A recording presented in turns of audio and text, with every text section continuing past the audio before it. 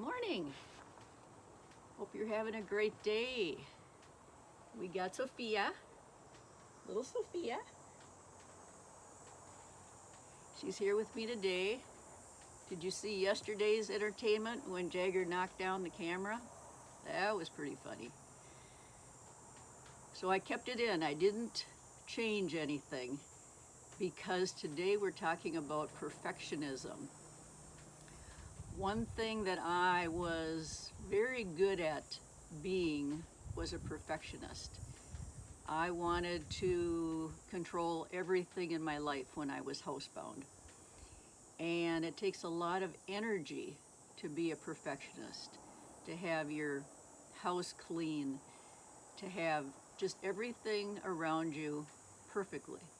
But of course that's impossible to do. You can't do anything perfectly. So Dr. Nash was very good at teaching me that that is not something I should strive for. And so when the camera crashed yesterday and my first thought was, well, maybe I should redo it. Nope, just that's life. That's what happens. And so when I looked at it today, I really had to laugh. That was funny.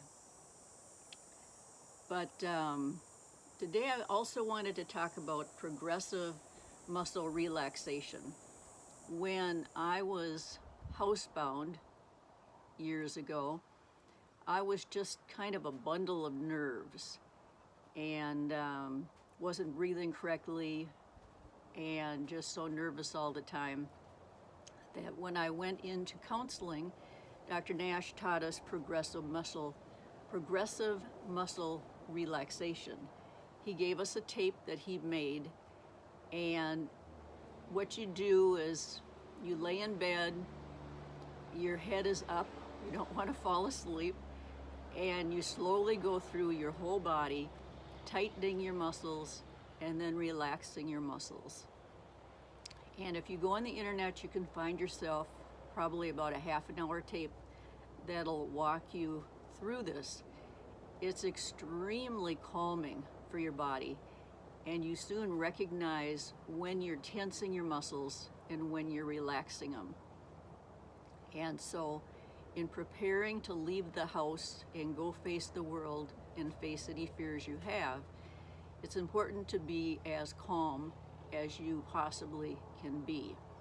So I started doing my progressive muscle relaxation 3 times a day in the beginning when I was super stressed, morning, noon, and night.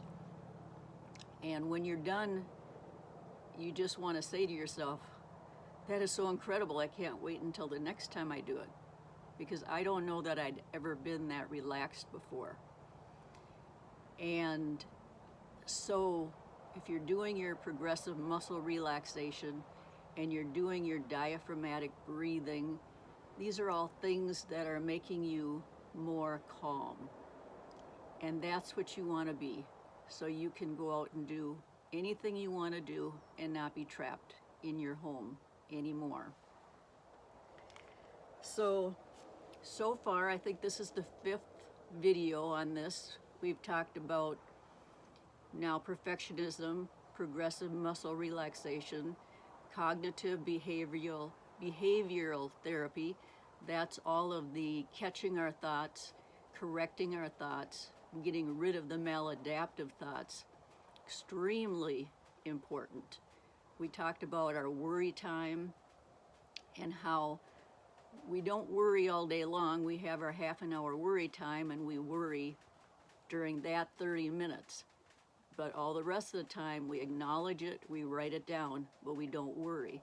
So we are controlling our destiny. We want to be free of fear, anxiety, worry, and anything else that is bothering us. Yesterday I talked about visualization, where you picture yourself succeeding. Let's say there's a situation like me at Christmas time where I always pictured myself being embarrassed and shy and uncomfortable and all that sort of thing. Well, I learned to picture myself happy, excited, just doing completely fine in the situation that once worried me. But it's a process of just, once again, over and over visualizing your success in any area that you have difficulty. Another thing that was so important is to shine the spotlight onto others.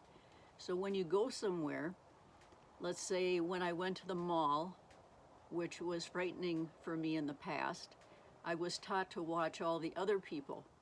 Watch how they're standing, how they're talking, their movements, their expressions, everything about them. Take the spotlight off of myself. You know, what's Marilyn doing? What's she feeling? What's she thinking? All that, and put it onto someone else. And it totally takes your mind off yourself and onto others. It's a very, very powerful way to deal with the situation when you're out in the public. And I soon became an avid people watcher. I still love watching people. It's so fun. I just really enjoy that. And that's another good one. And then lastly, set appointments to face your fear. Whatever it is that you're afraid to do, you've now got all these tools that you might not have had a week ago. Now, I learned them over a year, and so don't rush, you know, practice, and then you set a goal. Let's say you want to leave the house and drive to the store. Well, just plan what you're going to do. This is practice. It doesn't matter what happens. It's only practice. It's not a test. You're not going to fail. And you just do it. And then you come back home again, and no matter what happens, you pat yourself on the back. You make a really big deal that you were a success, that you feel good about it. Don't get down on yourself. Treat yourself like your very, very best friend. And then set another date to tackle something else.